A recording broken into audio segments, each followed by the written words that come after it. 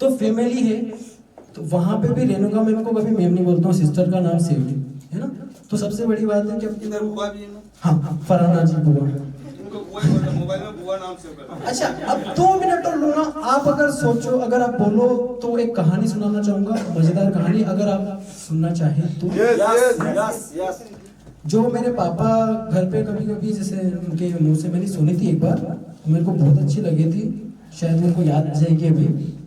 वो कहानी आप सोचो तो आपके जूम मीटिंग पे डिपेंड करती है।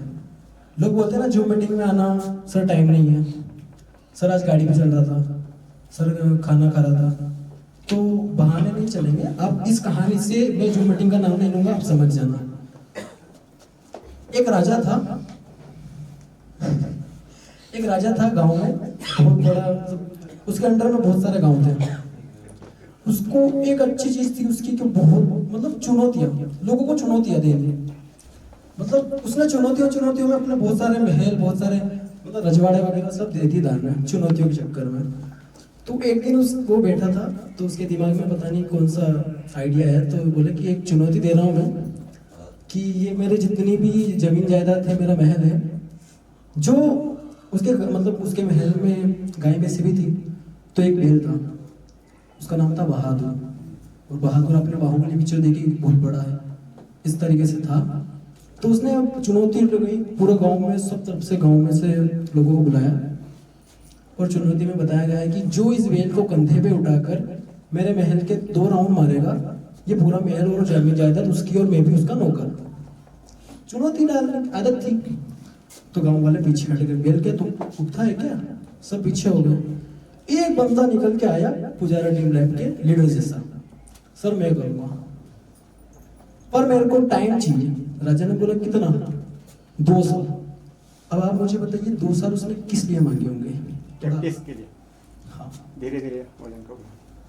तो उसने बोला कि अगर 2 साल के बाद नहीं उठा पाया तो, बोले सर आज तारीख नोट कर लीजिए राजा जी, और आप चाहें तो आपकी जमीन जो भी है, वकील साहब जो भी है, पहले जो जायदाद का काम करते थे उनको बुला लीजिए और लिखवा लीजिए। तो राजा ने बुलाया, राजा ने बोला कि चलो लिखो। तो उसी दिन तारीख में लिख दिया गया था कि ये फलाना इस तारीख को तो ये बेल उठा के 2 राउंड मारेगा। उसने बोला 2 नहीं 3 मांगूंगा, 2 को काट के 3 लिखा गया। वो घर गया, 5 से 10 दिन तो उसने ये सोचने में लगाया कि मैं ऐसा क्या करूं कि ये बेल उठ जाए। भारी भी बहुत था बेल। तो उसी दिन भगवान का आशीर्वाद हुआ कि उसके घर में गाय ने बेल के बच्चे को जन्म दिया। इतना सा छोटा था वो। तो उसके खुराती दिमाग में आइडिया आया कि इसको रोज उठाते हैं। तो जैसे उसको वो चलने लगा, उसको उठा के 4 किलोमीटर उसका खेत था, रोज उसको उठा के डेली 8:30 बजे जूम मीटिंग का टाइम होता है ना, वैसे मॉर्निंग में उठा के वो डेली उस बछड़े को उठा के 4-5 किलोमीटर उसके खेत पे जाना वापस आना डेली किया। जब नूर सर बताना, जब बछड़े का जन्म हुआ तो वो लगभग कितने किलो का होगा, 5 से 7 किलो। ओके 5-7 किलो उसने फर्स्ट दिन उठा लिया।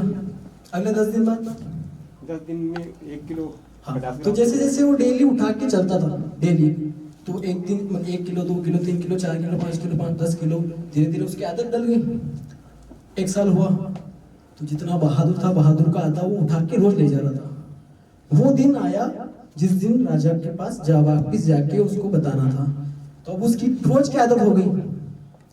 एक दिन यहाँ से शुरुआत करी थी, यहाँ आया और यहाँ आया, राजा को बुलाया, गांव वाले वापिस होके वही सब आए। तो अब उसकी तो प्रैक्टिस हो गई थी, वो नूर सर के जैसा, फरहाना मैम जैसा, मोहन सर जैसा, उसकी प्रैक्टिस हो गई थी। अब जो रोज जो मीटिंग में नहीं आता है उसको कहाँ पता पड़ेगा कि कहाँ क्या करना है। तो वो अगर नहीं चाहता, रोज प्रैक्टिस नहीं करता तो बेल को नहीं उठा पाता। एक दिन आके ऐसे गंदा करता तो वो ऐसे ही रह जाता। तो उसने 2 राउंड नहीं 3 राउंड नहीं 4 राउंड लगाए, जमीन जायदाद महल सब उसका। तो ये कहानी आपकी जूम मीटिंग पर डिपेंड करती है। आप मत सोचो कि जूम मीटिंग में रोज क्या है। जूम मीटिंग फर्स्ट दिन ये है, सेकंड दिन ये है, थर्ड दिन ये है, फोर्थ दिन ये, ऊपर निकल जाएगी। जूम मीटिंग में अगर आप रोज आएंगे तो कुछ ना कुछ नया सीखने को मिलेगा। बस मेरी कहानी ये खत्म होती है। वाह